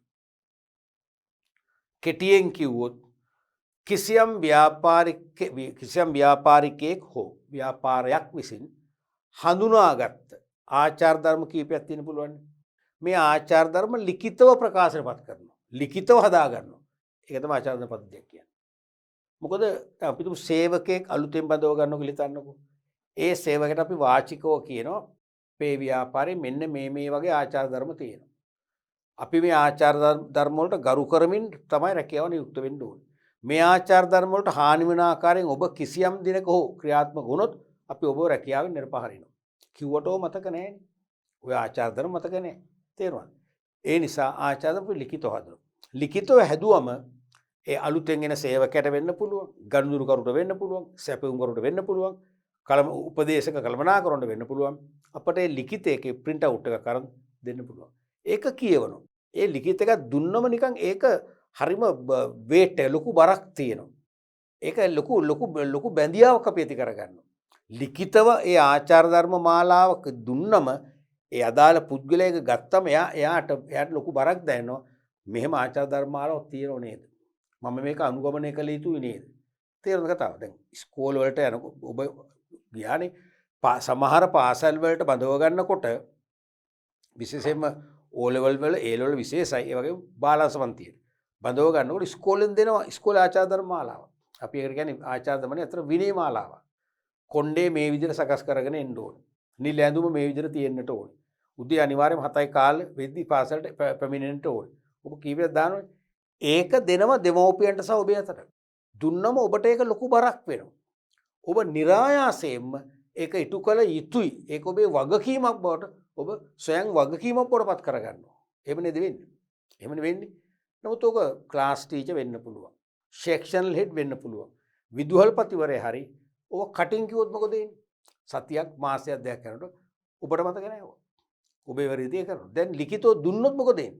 ඒක හදවතට ටිකක් තදින් වදිනවනේ. බරට බරේ වදිනවනේ. ඔබ අනිවාර්යයෙන්ම ඒ විනය මාලාව අනුව විනය මාලාවට යටත්ව පාසලේ අධ්‍යයන කටයුතු කරන්න, අනිකුත් සමාජීය කටයුතු කරන්න අනිවාර්යයෙන්ම નિરાයාසයෙන් පිළිවෙලක් ඇති වෙනවා. අන්න ඒ වගේ මේ ව්‍යාපාරවල ආචාර ධර්ම ලිඛිතව සකස් කරගන්නවා. ලිඛිතව සකස් කරගෙන අදාළ පාර්ශවයන්ට ඒක ලබා දෙනවා. දුන්නම ඒ අදාළ පාර්ශවයන් කළමනාකරුවෝ වෙන්න පුළුවන්, සේවකයෝ වෙන්න පුළුවන්. හැම දෙනාම ආචාර ධර්ම වලට ගරු කරමින් ආචාර ධර්ම පිළිපදිමින් තමන්ගේ වගකීම් ව්‍යාපාරය වෙනුවෙන් ඉටු කරන්න පෙළඹීමක් ඇති වෙනවා. හරිනේ? ව්‍යාපාරයකට සම්බන්ධ හිමිකරුවන්, කළමනාකරුවන් හා සේවකයන්. මතකනේ ව්‍යාපාරයකට සම්බන්ධ මූලික කුළුණු තුනයිනේ. අයිතිකරුවෝ, කළමනාකරුවෝ, සේවකයෝ. යන සියලු පාර්ශ්ව විසින් පිළිපැදිය යුතු බවට තීරණය කර සකසා ගන්න ලබන අගනාකම් හා මූලධර්ම සමූහයක් තමයි ආචාර ධර්ම පද්ධතිය කියන්නේ. අගනාකම් හා මූලධර්ම සමූහයක්. අගනාකම් හා මූලධර්ම සමූහයක්. තේරුණානේ? එතකොට නැතොත් හොඳ හා නරක පිළිබඳ මනා අවබෝධයකින් යුතුව කටයුතු කිරීමට අදාළව සකසා ගනු ලබන ආචාර ධර්ම ලිඛිතව දැක්වෙන විට එය ආචාර ධර්ම පද්ධතියක් ලෙස සලකන්න පුළුවන්. හරිනේ? එබැවින් මේ ආචාර ධර්ම පද්ධතිය කියන්නේ හොඳ හා නරක පිළිබඳ මන අවබෝධයක් අරගෙන ව්‍යාපාර විසින් දියත් කළ යුතු හොඳ දේවල් පිළිබඳ ලැයිස්තුවක් අපි ලිඛිතව හදාගන්න. හොඳ දේවල් පිළිබඳ ලැයිස්තුව ලිඛිතව හදාගන්න. අර ඉස්කෝල වලට ඇතුළත් වෙනකොට විනී මාලාවල් ලිඛිතව දෙන්නේ. හැසිරෙන්න උන ආකාරය, නිල ඇඳුම පිළිවෙලට අඳින්න ආකාරය, කොණ්ඩේ සකස් කර මතකනේ. ඒ වගේ හොඳ දේවල් පිළිබඳව ලැයිස්තුවක් හදලා ඒක ලිඛිත සරහනකට නගන එක තමයි ආචාර ධර්ම පද්ධතිය කියන්නේ. ඒ ආචාර ධර්ම පද්ධතිය අනිවාර්යයෙන්ම ව්‍යාපාරයට සම්බන්ධ සෑම ප්‍රධාන පාර්ශවයක්ම විශේෂයෙන්ම අයිතිකරුවෝ, කළමනාකරුවෝ මෙන්ම සේවකයෝද පිළිපදින්නම ඕනේ. නැත්නම් ඒ ආචාර ධර්ම පද්ධතියේ විධිවිධානවලට කළමනාකරුවෝ, අයිතිකරුවෝ පමණක් නෙවෙයි සේවකයෝ කියන ওই ත්‍රිපාර්ශවයේම ගරු කරන්න ඕනේ. ඒවා අනුගමනය කරන්න ඕනේ. කඩ කරන්න හොඳ නැහැ. තේරුණානේ? ඒතර මොනවද ඒ කියන හොඳ දේවල්? ඒ කියන හොඳ දේවල් කියන්නේ මොනවද? අගනාකම් හා මූලධර්ම. සමහර ඒවා මූලධර්ම වලට නැඹුරු ඒවා. සමහර ඒවා අගනාකම්. කියන්නේ මිනිසා විසින් ඉටු කරන ඊතා අනර්ග තත්ත්වේ මානව ක්‍රියාකාරකම් තමයි අගනාකම් කියන්නේ. උදාහරණයක් වශයෙන් ඔබේ ව්‍යාපාරයට යම් ගනුදෙනුකරුවෙක් කියනවා. එයා විශාල ධනස්කන්ධයකට හිමිකම් කියන්නකෝ. එයා ওই මුදල් ගැන තරම් හිතන්නේ නැහැ. එයා ආම සල්ලි ගණන් කරන්නෙත් නැහැ. ඔබට දෙන මෙන්න මේක පුතා ගණන් කරලා දෙන්න. මෙන්න මේක දූ ගණන් කරලා ඔයගොල්ලෝ ගන්න. එතන ලොකු සල්ලි මිටියක් තියෙනවා. ඔබට සල්ලි හොරගම් කරන්න පුළුවන්. නමුත් ඔබ කරන්නේ නැහැ. හොරගම් කරෝ එයා දන්නෙත් නැහැ. එයා හොයන්නෙත් නැහැ. අහන්නෙත් නැහැ. නමුත් ඒත් ඔබ කරන්නේ නැහැ. ඒක තමයි අගනාකම් කියන්නේ. ඒක තමයි අගනාකම් කියන්නේ. තේරුණාද? ඒ නිසා පුද්ගලයන් විසින් ව්‍යාපාරයේ අයිතිකරුවෝද, කළමනාකරුවෝද, සේවකයෝද අනුගමනය කළ යුතු එවැනි උසස් මානව ගති ලක්ෂණ තියෙනවා. ඒව තමයි අගනාකම් කියන්නේ. සහ මූලධර්ම. ඒ කියන්නේ කෙලින්ම සෑම දෙනාම පොදුවේ එක හා සමානව පිළි අරගෙන එක හා සමානව ක්‍රියාත්මක කරන්න බැඳිච්ච නියමයන් තමයි මූලධර්ම කියන්නේ. එහෙමනම් ඒ අයිතිකරුවෝ, කළමනාකරුවෝ, සේවකයෝ කියන හැම දෙනාම පිළිපැදිය යුතු බවට තීරණය කර සකසා ගන්න ලබන අගනාකම් මහ මූලධර්ම සමූහය. ඒවා ලිඛිත සරහනකට නැගුවම අපි කියනවා ආචාර ධර්ම සංග්‍රහයක් නැත්නම් පද්ධතියක් කියලා. ඒතර ඒ ආචාර ධර්ම සංග්‍රහයක් නැත්නම් පද්ධතියක් තියෙනකොට ඒක පුංචි ලස්සන පොතක් වශයෙන් ඒකට අපි ගරු කරනවා. ඒකේ පොඩි ගහම්බිර බවක් තියෙනවා. ඒ ආචාර ධර්ම පද්ධතිය හමුවේ අපි හැමදේම පොඩ්ඩක් සැලෙනවා. තේරෙන පොඩ්ඩක් නේ අපි සැලෙනවා. අපි ස්වයංක්‍රීයව නැඹුරු වෙනවා. ඒ ආචාර ධර්මානුකූලව හොඳ දේ ඉෂ්ට කරමින් අපේ ව්‍යාපාර කටයුතු අපේ වගකීම් ඉෂ්ට කරන්න. පැහැදිලිද? එතකොට එහෙම ආචාර ධර්ම පද්ධතියක් සැකසීමේදී සැලකිය යුතු සාධක කීපයක්ම තියෙනවා. ආචාර ධර්ම පද්ධතිය සැකසීමේදී සැලකිය යුතු සාධක කීපයක්ම තියෙනවා.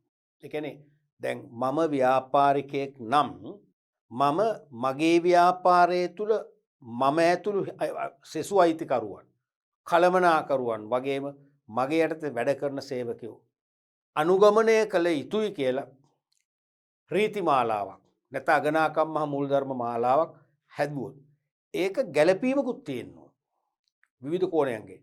මගේ ව්‍යාපාරේ සේවකයන්ට කිසිසේත්ම නොගැලපෙන අගනාකම් වෙන්න බෑ. නොගැලපෙන අගනාකම් වෙන්න බෑ. තේරෙනවද? ගැළපෙන අගනාකම් වෙන්න ඕනේ. ඒ වගේම තරඟකරුවන්ට හානියක් වන ඔවුන්ට එරෙහි වන අගනාකම් වෙන්න බෑ. අන්න එහෙමනම් මේ ආචාර ධර්ම පද්ධතිය වඩා ඉස්තරම් ආචාර ධර්ම පද්ධතියක් වෙන්න ඕන. ඊතා ඉස්තරම් ආචාර ධර්ම පද්ධතියක් වන්නට නම් විවිධ සාධක කීපයක් සලකලා ඒ සාධක වලට ගැළපෙන ආකාරයට මේක සකස් කරගන්නට ඕන. පළවෙනි එක තමයි ව්‍යාපාරයට ගැළපීම. ආචාර ධර්ම පද්ධතිය අන්තර්ගත අගනාකම් සහ මූලධර්ම ටික ව්‍යාපාරයට ගැළපෙන්න ඕන. ඒ කියන්නේ භාණ්ඩ නිෂ්පාදන හෝ සේවා සපයන ව්‍යාපාරයක් නම් ඊට ගැලපෙන එකක් වෙන්නට ඕන. දැන් සමහර විට අපි සකස් කරගන්න ආචාර ධර්ම පද්ධතිය සේවා සපයන ව්‍යාපාරයකට බොහොම සමීපයි. ඒකට මැච් වෙනවා. හැබැයි භෞතිකව භාණ්ඩ නිපදවන ව්‍යාපාරයකට ගැලපෙන්නේ නැහැ. එහෙම නැත්නම් භාණ්ඩ අලෙවි කරන ව්‍යාපාරයකට ගැලපෙන්නේ නැහැ. ඒ නිසා භාණ්ඩ නිෂ්පාදනය හෝ සේවා සපයන ව්‍යාපාරයක්ද ඒ භාණ්ඩ නිෂ්පාදන ක්‍රියාවලියට හෝ සේවා සැපීමේ ක්‍රියාවලියට අනිවාර්යයෙන්ම මැච් වෙන්න ගැලපෙන්නට ඕන. නොගැලපෙන ආචාර ධර්ම පද්ධතියක් අසාර්ථකයි. දෙවෙනි සාධකය තමයි ගනුදෙනු කරුවන්ට ගැලපීම. දැන් අපි ආචාර ධර්ම පද්ධතියක් සකස් කරලා තියෙනවා. හැබැයි ඒක අපිත් එක්ක ගනුදෙනු කරුවන්ට පිළිගන්න බැරි නම් ඒගොල්ලන්ට ප්‍රශ්න ඇති කරන පද්ධතියක් නම් ඒත් අසාර්ථකයි. එමනම් ඒගොල්ලන්ගේ පරිභෝජන රටාව, ඉල්ලුම් රටාව, භාණ්ඩාස ඉල්ලුම් රටාව, එයාලගේ සංස්කෘතිය ආදී සාධකවලටත් ගැලපෙන්න ඕනේ. ගනුදෙනු කරුවන්ගේ කල්චර් එකට ගැලපෙන ආචාර ධර්ම පද්ධතියක් වෙන්න ඕනේ. අපි හිතමු මෙහෙම සරල උදාහරණයක්. ව්‍යාපාරයට ගනුදෙනු කරු වෙනවා. ගනුදෙනු කරු වෙනකොට අපි හිතමු ව්‍යාපාරයේ සේවකයෝ හොඳ දෙයක් කියලා සලකලා තමන්ගේ ආචාර ධර්ම අනුව සෑම ගනුදෙනු කරුවෙකුම සිප වැළඳගෙන පිළිගන්න යනවා. ඒක සැමට හරියන්නේ නැහැ. බටහිර සංස්කෘතියක නම් බොහෝ වෙලාවට හරියන්න පුළුවන්. අපේ හරියන්නේ නැහැ. තේරෙනවද? අපි හිතමු සමහර විට ඉංග්‍රීසි පන්නේට හැදිච්ච ඉංග්‍රීසි කතා කරන කෙනෙකුට ආයිබෝන් කියලා අර නමස්කාර කරලා වැදලා පිළිගන්නවා. ඒක ගැලපෙන්නේ නැහැ. ඒ වගේ අපේ මූ ප්‍රධාන ගනුදෙනු කරුවෝ කවුද? ඒගොල්ලන්ගේ සංස්කෘතියට ගැලපෙන ආචාර ධර්මයක් වෙන්න ඕනේ. හොඳ දෙයක් වෙන්නට ඕනේ. ඒ නිසා තමයි දැන් ඔය සමහර මහා පරිමාණ ව්‍යාපාර උපකාරක පන්තිවල පවා දුරකථන සම්බන්ධතා නිලධාරීන් පත් කරලා තියෙනවානේ. ටෙලිෆෝන් ඔපරේටර්ස්ලා. ඒගොල්ලෝ කෝකටත් කියන්නේ ආයිබෝන් අසවල් ආයතන. ආයිබෝන් අසවල් ආයතනෙන් කතා කරන්නේ. ආයිබෝන්. ඒක ඕනම කෙනෙකුට සිංහල භාෂාව හසුරවන්න පුළුවන් ඕනම කෙනෙකුට මැච් වෙනවා. අන්න ඒ වගේ ඒගොල්ලෝ සංස්කෘතියට ඒගොල්ලන්ගේ පාරිභෝජන රටාව ජීවන රටාවට මැච් වෙන එකක් වෙන්න ඕනේ. එහෙම නැත්නම් අසාර්ථක ව්‍යායාමයක අපි නියුක්ත වුණා වෙනවා. තුන්වෙනි එක තමයි සේවකයින්ටත් ගැලපෙන්නේ. ආචාර ධර්ම පද්ධතියක් අපි හදනකොට ලිඛිතව සකස් කරගන්නකොට ඒ සේවකයන්ටත් පිළිගත හැකි මට්ටම එකක් වෙන්න ඕනේ. ඒ කියන්නේ සේවකයන්ගේ උගත් බව, ඒගොල්ලෝ ලැබුව අධ්‍යාපන මට්ටමට මැච් වෙන්න ඕනේ. ඒ සේවකයන්ටත් සංස්කෘතියක් තියෙනවා. ඒගොල්ලන්ගේ සංස්කෘතියට ගැලපෙන්න ඕනේ. ඒගොල්ලන්ගේ චිත්තාකල්ප, ඒ චිත්තාකල්ප වලටත් අනිවාර්යයෙන්ම ගැලපෙන්න ඕනේ. එහෙම නොවුනොත් සේවකයෝ මේ ආචාර ධර්ම පද්ධතිය පිළිගන්නේ නැහැ. සේවකයෝ මේ ආචාර ධර්ම පද්ධතියේ නියමයන් අනුව වැඩ කරන්නේ නැහැ. මොකද වෙන්නේ? අන්න එතකොට පොඩි ගැටීම් ඇති වෙනවා. ගනුදෙනු කරු ආයතන එක්ක සේවකයෝ කළමනාකරුවෝ, සේවකයෝ අයිතිකරුවෝ අතර මත ගැටීම් ඇති වෙනවා. කාර්මික ආරවුල් ලියලන්න ගන්නවා. ව්‍යාපාරේ සුමට බව නැති වෙනවා. ව්‍යාපාරේ විශ්වාසනීය ශ්‍රේෂ්ඨ ව්‍යාපාරයක් කියන සංකල්ප වලින් ඈත් වෙනවා. තේරෙනවද? ඒ නිසා ව්‍යාපාරයේ බොහොම ශක්තිමත්, කීර්තිමත් ව්‍යාපාරයක් වශයෙන්, බොහොම ශක්තිමත් කීර්තිමත් ව්‍යාපාරයක් වශයෙන් ව්‍යාපාර ලෝකයේ තුල ස්ථාවර වෙන්න, ඉස්ටැබ්ලිෂ් වෙන්න නම් සේවකයින්ටත් ගැලපෙන ආකාරයෙන් මේ ආචාර ධර්ම සංග්‍රහය සකස් වෙන්නට ඕනේ. ඊළඟට තරංකරුවන්ට ගැලපීම. තරංගකරු අපේ හතුරුන වේනි දරුවනේ. එකම කර්මාන්තේ නියුක්ත අපි කරන ව්‍යාපාර කාර්යමිටු කරන අය තරංකරුවෝ ගැන ඒගොල්ලෝ අපේ හතුරු වෙන්න බෑ. ඒගොල්ලෝ අපේ මිතුරු වෙන්න ඕනේ. ඒගොල්ලොත් අපි සහයෝගයෙන් වැඩ කරන්න ඕනේ. සහයෝගයෙන් වැඩ කරොත් මට උදව් අවශ්‍ය වෙලාවට ඒගොල්ලෝ මට උදව් කරයි. ඒගොල්ලන්ට උදව් අවශ්‍ය නම් මම උදව් කරයි. ඒක තමයි වෙන්න ඕනේ. ඒ නිසා තරංකරුවන් අනුගමනය කරන ආචාර ධර්ම වලට හානි නොවන සහ ඊට වඩා අර්ථවත් උසස් ගණේ ආචාර ධර්ම විය යුතුයි. තරංකරුවන් අනුගමනය කරන ආචාර ධර්ම වලට අපි හානි කරන්න බෑ. තරංගකරුවන්ගේ ආචාර ධර්ම වලට අපේ ආචාර ධර්ම සංග්‍රහයේ විධාන මගින් නැත්නම් නියමයන් මගින් හානියක් වෙනවා නම් අපි කලේ අසාර්ථක කටයුත්තක් නැත්නම් වැරදි ක්‍රියාවක් ආචාර ධර්ම වලින් වැහැරූ ක්‍රියාවක් වෙනවා. තේරෙනවද? අපි තරංකරුවන්ගේ ව්‍යාපාරයේ තියෙනවා ඒගොල්ලන්ට බොහොම හොඳින් සකසාගත්ත සංස්කෘතියක්. තරංකරුවන්ගේ ව්‍යාපාර පරිචයක් තියෙනවා. ඒ සංස්කෘතියට ඔවුන්ගේ පරිචයට කෙලෙසන ආකාරය, ඒක කෙලෙසා දමන, paludu කරන ආකාරයෙන් අපේ ආචාර ධර්ම පද්ධතිය තියෙන්න බෑ. අපේ ආචාර ධර්ම පද්ධතියේ සීලුම ආචාර ධර්මයන් තරංකරුවන්ට හානි කර නොවන ආකාරයෙන් හදලා තියෙන්න ඕනේ. හැබැයි තරංකරුවන්ට වඩා අර්ථවත් උසස් ගණේ ආචාර ධර්ම, තරංකරුවන්ට වඩා ඉතා ඉහළ අගනාකම් සහ මූලධර්ම වලින් සමන්විත ආචාර ධර්ම පද්ධතියක් වෙන්න පුළුවන්. ඒක ප්‍රශ්නයක් නෑ. හැබැයි ඒගොල්ලන්ට විනාශ කරන, ඒගොල්ලන්ව අපකීර්තියපත් කරන ආචාර ධර්ම පද්ධතියක් නම් අපි කරන්නේ නරක වැඩක්. අන්න අපි අන් අයට හානි කිරීමකුත් වෙනවා. එතකොට අපි අන් අයට හානි කරලා අපි මාකට් එක අල්ලන්න යන්නේ. ඒක වැරදි වැඩක්. එහෙම වෙන්න බෑ. ඊළඟට සංවිධාන සංස්කෘතිය. ව්‍යාපාරයේ තුල පවතින චාරිත්‍ර වාරිත්‍ර වටිනාකම් පුරුදු සහ ආකල්ප යනාදිරි ගැලපිය යුතුයි. සෑම ව්‍යාපාරයකටම තියෙන දරුවනේ සංවිධාන සංස්කෘතියක්, ඕගනයිසේෂනල් කල්චර් එකක්. ඒක හිමිකරුවන්ගේ ආගම් මාස බැඳී ඇති වෙලා ව්‍යාපාරයේ සීළු දෙනා අතර බෙදී යන ව්‍යාපාරයට සම්බන්ධ ඊළඟ પરම්පරාවටද දායාද වන චාරිත්‍ර වාරිත්‍ර අගනාකම් පුරුදු ප්‍රතිමාන වල එකතුවන්න අපි ඉගෙන ගත්ත මතකයිනේ. මෙන්න මේ ව්‍යාපාරයේ සංවිධාන සංස්කෘතිය ව්‍යාපාරයට ආවෙනිකයිලම. දැන් සමහර ව්‍යාපාර ඇතුළේ ක්‍රියාත්මක වන සංවිධාන සංස්කෘතිය නිසා තමයි ඒ ව්‍යාපාරය වැජබෙන්නේ. ඒ ව්‍යාපාරයට වෙළඳපොලේ නමක් තියෙන. ඒ ව්‍යාපාරයට වෙළඳපොලේ ගනුදෙනු කරන ආකර්ෂණය ලැබිලා තියෙන. වෙන හේතුවනේ සංස්කෘතිය නිසා. දැන් මම කලක් සේවය කරපු පාසලක කතෝලික පාසලක්. ඒ පාසලට 1 සිට 5 දක්වා අදටත් ළමයෙක් දාගන්න බෑ. කොළඹ රාජකීය විද්‍යාලය වගේ ප්‍රධාන පෙළේ පාසල ළමයෙක් දාගන්න පුළුවන්. මේකට අමාරු. මොකද හේතුව ඒ පාසලේ සිස්ටර්ස්ලා නැත්නම් මදර්ස්ලා තමයි මැනේජ්මන්ට් එක ගෙනියන්නේ. ප්‍රින්සිපල් ඉන්නේ සිස්ටර් ප්‍රින්සිපල් කෙනෙක්. පෞද්ගලිකව මතයක් තියෙනවා. හොඳ විනයක් තියෙනවා. ඉංග්‍රීසි දැනුම වැඩි වෙනවා.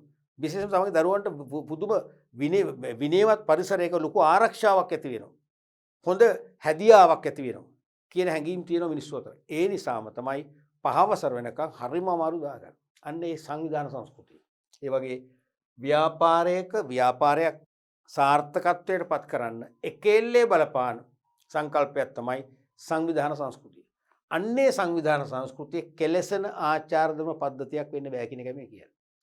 අපේ ව්‍යාපාරය පදනම් වෙලා තියෙන්නේ, අපේ ව්‍යාපාරයට ආලෝකයක් වෙලා තියෙන, අපේ ව්‍යාපාරය ඇතුළේ තියෙන හැමෝම පිළිගත්ත, හැමෝම එකමුතු කරපු, හැමෝම එකම පවුලක් බවට පත් කරපු සංවිධාන සංස්කෘතියයි. එවන් සංවිධාන සංස්කෘතියක් අමුවේ කෙලෙසා දමන්න බෑ. කෙලෙසන ආකාරයෙන් ආචාර ධර්ම පද්ධතියක් නිර්මාණය වෙන්න බෑ කියන එක මේ කියන්නේ. ඒක සංස්කෘතියට ගැලපෙන්නට ඕන. ඊළඟට ප්‍රායෝගික බව. කිසියම් ව්‍යාපාරයක් ලිඛිතව ආචාර ධර්ම සංග්‍රහයක් හදනකොට ප්‍රායෝගිකව ක්‍රියාත්මක කළ හැකි එකක් වෙන්න ඕන. දැන් සමහර දේවල් අපේ පැත්තෙන් බැලුවම අපේ දෘෂ්ටියෙන් බැලුවම හොඳයිනේ. නමුත් සමාජ දෘෂ්ටියෙන් වැරදි. සමාජයේදී අපිට ඒව ක්‍රියාත්මක කරන්න බෑ. සමාජයේදී අපිට ඒව ක්‍රියාත්මක කරන්න බෑ. තේරුණාද?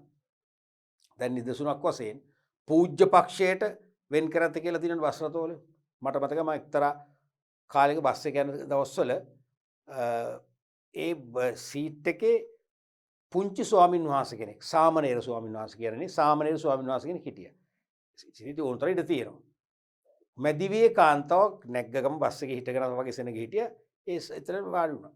වාඩි නම් පස්සේ ඒ අවටේට පිරිමි කීප දෙනෙක්ම මොකක්ද ඒ කරේ ඉක්මනට නැගිටින්න මොනවද මේ පේන්නේ මේ ස්වාමීන් වහන්සේ කෙනෙක් ඉන්න ලොකු නිකන් හරි මහා හරියට ඒ කාන්තාව නිකන් අර සාමණේර හාමුදුරුවෝ නිකන් අතවරයක් කරා වගේ නැහැ එහෙම දෙයක් වුණේ නැහැ ඒ කාන්තාව තරම් අවබෝධයක් හැඟීමක් තිබුණේ නැහැ තේරුණාද දැන් බලන්න එතනදී බලන්න ඒ සමාජයේ විරෝධයනේ ඒ කියන්නේ පූජ්‍ය පක්ෂයට වෙන් කළා සාමණේර වුණත් පුංචි වුණත් ස්වාමීන් වහන්සේ බුද්ධ චීවරයක් එතන තියෙනවා ඒ බුද්ධ චීවරය ළඟ කාන්තා සේවනයක් තියෙන බෑ. අන්න සමාජ මතය. අන්න සමාජ විරෝධය. තේරුණාද? එහෙනම් එතන ඒ කාන්තාවට එතන වාඩි වෙන්න බෑ ප්‍රායෝගිකව. ඒ වගේ තමයි අපි අපේ දෘෂ්ටියෙන් ඊටාම ඉස්තරම් අගනාකම් සහිත මූලධර්ම සහිත ආචාරණ පද්ධතියක් හැදුවා කියලා තීරණය කරන්න පුළුවන්. ඒ වුණත් රටේ බාහිර සමාජයේ පවතින සමාජ සම්මතයන් ඒ සමාජ හැදියාවන් සමාජයේ විවිධ හැඩතල ඒවට ගැලපෙන්නේ නැත්නම් අපට සමාජ විරෝධයක් එනවා. එහෙනම් ඒ සමාජ විරෝධයක් නොවන ආකාරයේ සමාජ සම්මත වලට එකඟ වූ පිළිගත හැකි ආකාරයෙන් අපි ආචාර ධර්ම පද්ධතිය හදාගන්නට ඕන. අනික නීති රීති. අපේ දෘෂ්ටියෙන් අපි මේ අනුගමනය කරන ආචාර ධර්ම පද්ධතිය හොඳයි. නමුත් පවතින නීති රීති වලට පටහැනි නම් කරන්න දෙයක් නැහැ. පවතින නීති රීති වලට පටහැනි නම් කරන්න දෙයක් නැහැ. දැන් නිදසුනක් වශයෙන් අපේ තම කිසියම් හෝටල් ව්‍යාපාරයක් කියලා. මේ හෝටල් ව්‍යාපාරේ කාන්තාව පිරිමි දෙගොල්ලම සේවය කරනවා. රාත්‍රිත් ආහාර පාන සපයනවා. දැන් සාමාන්‍යයෙන් ගනුදෙනුකරුවන්ගේ හිත දිනා ගන්න, ආකර්ෂණය කරගන්න. ඒගොල්ලන්ට ප්‍රසන්න සේවාවක් සපයන්න පුළුවන් වෙයි. ගනුදෙනුකරුව ආකර්ෂණය කරගන්න, ඔවුන්ට ප්‍රසන්න සේවාවක් සපයන්න. තේරුණාද? ඒ වගේම ඔවුන්ට වඩා ප්‍රනීත රසවත් ආහාර වේලක් සපයන්න පුළුවන් පිරිමින්ට වඩා කාටද කාන්තාවන්ට. මම දැන් කාරණා තුනක් කිව්වනේ. ගනුදෙනු කරන් ඉක්මනින් හොඳින් ආකර්ෂණය කරගන්න පුළුවන්. ඒගොල්ලන්ට ප්‍රනීත රසවත් ආහාර වේලක් සපයන්න පුළුවන්. ඒගොල්ලන්ගේ සිත ඉක්මනින් දිනා ගන්න පුළුවන් කාන්තාවන්ට. තේරුණානේ? එහෙමනම් ඒ නිසා අපි කාන්තාව රාත්‍රියේ යොදා ගන්නවා. අපි ඒ කාන්තාවන්ට අවශ්‍ය ආහාර වේල දෙනවා. රාත්‍රී ආහාර දෙනවා. කියලා කාන්තාව රාත්‍රියේ යොදා ගන්න බෑ. නීති රීති වලට පටහැනි. සාප්පු හා කාර්යාල සේවක පනත, ඒ වගේම පරිපාලක සභා ආඥා පනත, ස්ත්‍රීන් තරුණයන් හා ළමයින් සේවය යොදවා ගැනීම පිළිබඳ විධිවිධාන පනත කියලා අනපනත් කීපයක් තියෙනවා. මේ සෑම නීතියකින්ම රාත්‍රී 8න් පස්සේ අවුරුදු 25ට අඩු කාන්තාව යොදාගන්න බෑ. රාත්‍රී 10න් පස්සේ කිසිම කාන්තාවක් බෑ. තියෙනවා විකල්ප. ඒ කියන්නේ පවුලේ සමාජිකයෙක් ඉන්නවා එතන කාන්තාව යොදාගන්න ඔයගේ කතන්දර කීපෙද. ඒ සීමා අයින් කරොත් කාන්තාව යොදාගන්න බෑ. බැරි නම් අපේ ආචාර ධර්ම සංග්‍රහය තියෙනවා. අපි කාන්තාව යොදාගන්න. අපි කාන්තාව රාත්‍රී සේවය යොදාගන්න නියමයක් තියෙනවා. පටහැනි නීතියට පටහැනි. එනම් පවතින නීති රීති වලට හා සමාජ පිළිගැනීම් වලට ගැළපෙන එකක් නම් අන්න අපිට ප්‍රායෝගිකව අපේ ව්‍යාපාරය තුල ආචාර ධර්ම දියත් කරන්න පුළුවන්. එහෙම නැත්නම් දියත් කරන්න බෑ. මෙන්න මේ වගේ මූලික සාධක කීපයක් පදනම් කරගෙන තමයි ආචාර ධර්ම සංග්‍රහයක් හදන්න ඕනේ. ඒක ආවට ගියාට හදන්න බෑ. එහෙම ආචාර ධර්ම සංග්‍රහයක් හැදුවොත් තමයි ඒකට පැවැත්මක් තියෙන්නේ. ඒ ආචාර ධර්ම සංග්‍රහයේ අගය වැඩි වෙන්නේ. අපි කියන වේට් එක බර වැඩි වෙන්නේ. ඒ ආචාර ධර්ම සංග්‍රහයට පිළිගැනීම වැඩි වෙන්නේ. උණුසුම් බවක් ලැබෙන්නේ. තේරෙනවද? එවැනි ආචාර ධර්ම වලට හැම දෙනාම හිස නමනවා. අයිතිකරුවෝද, කළමනාකරුවෝද, සේවකයෝද හැම දෙනාම අනිවාර්යයෙන් මේ ආචාර ධර්ම නිතතින්ම අනුගමනය කරනවා. ඒ විතරක් නෙවෙයි ඇල්මැති පාර්ශ්වයන් වන ගනුදෙනුකරුවන් පවා එවන් ආචාර ධර්ම පද්ධතියක් මත සක්‍රිය වන ව්‍යාපාරයක් එක්ක සමීප වෙන කැමැත්තක් දක්වනවා. ගනුදෙනු කරන්න වැඩි කැමැත්තක් දක්වනවා. බැංකුවක් පවා, මූල්‍ය ආයතනයක් පවා ණය මුදා හැරීමේදී එවන් ආචාර ධර්ම පද්ධතියක් නැත්නම් සංග්‍රහයක් තියෙන ව්‍යාපාරයකට ණය දෙන්න ඉතා කැමැත්තක් දක්වනවා. ඕනෑකමින් ණය දෙන්න ක්‍රියාත්මක වෙනවා. භාණ්ඩ සැපයුම් කරුවෝ එවැනි ආචාර ධර්ම පද්ධතියක් පිළිගත් ආචාර ධර්ම පද්ධතියක් තියෙනවා නම් විශාල අගෙන් යුක්ත වූ භාණ්ඩ ණය පදනම මත සපයන්න පෙළඹෙනවා. මේ නිසා මේ ආචාර ධර්ම පද්ධතිය මෙන්න මේ වගේ සාධක ගනුදෙනු කරන්න ගැලපෙන්න ඕනේ, ආයතනට ගැලපෙන්න ඕනේ, සංස්කෘතියට ගැලපෙන්න ඕනේ, ඒ වගේම සංවිධාන සංස්කෘතියට ගැලපෙන්න ඕනේ, සමාජීය සංස්කෘතියට ගැලපෙන්න ඕනේ. තේරෙනවද? ජන වර්ගය තුළ මුල් බැසගත් සංස්කෘතික සාරධර්ම තියෙනවා. ඒවටත් ගැලපෙන්න ඕනේ. එහෙම ගැලපෙන්න නම් තමයි අනිවාර්යයෙන්ම සාර්ථක වෙන්නේ. එවන් ආචාර ධර්ම පද්ධතියක් තුලින් ව්‍යාපාරයක් ඉදිරියට යන ලේසි. එවන් ආචාර ධර්ම පද්ධතියක් තියෙනවා නම් එකම කර්මාන්තයේ නියුක්ත තරඟකරුවන්ට අවංකව හා සාධාරණ තරඟ කරලා ඔවුන් අභිබවා ගිහිල්ලා අපේ ව්‍යාපාරික ඉලක්ක පහසුවෙන් ළඟා කර ගැනීමේ ශක්තිය ලැබෙනවා. ඒ නිසා ආචාර ධර්ම අනුගමනය කරන ව්‍යාපාරිකේ අනුගමනය කරන්නන් වාලේ නෙවෙයි. ආචාර ධර්ම පද්ධතියක් සකසාගෙන ඒ මත පිහිටා ක්‍රියාත්මක වීමෙන් වැඩි ප්‍රතිඵල ලබන්න පුළුවන්. වැඩි පිළිගැනීමට අනිවාර්යයෙන්ම බඳුන් වෙනවාමයි. පැහැදිලිනේ? එතකොට අපි දෙවන පාඩම් මේකකේ තුන්වන පරිච්ඡේදය ඔස්සේ අපි අද කතා කරන්න ගත්තේ ආචාර ධර්ම.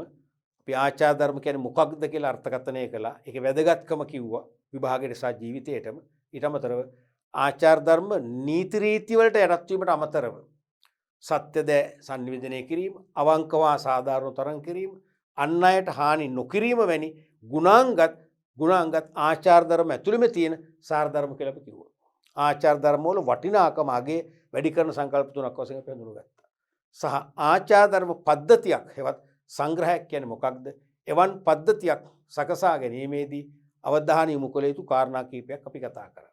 අපි ආචාර ධර්ම වල ප්‍රභේද ඊළඟ පාඩම් මේක වලින් කතා කරන්න බලාපොරොත්තු වෙනවා.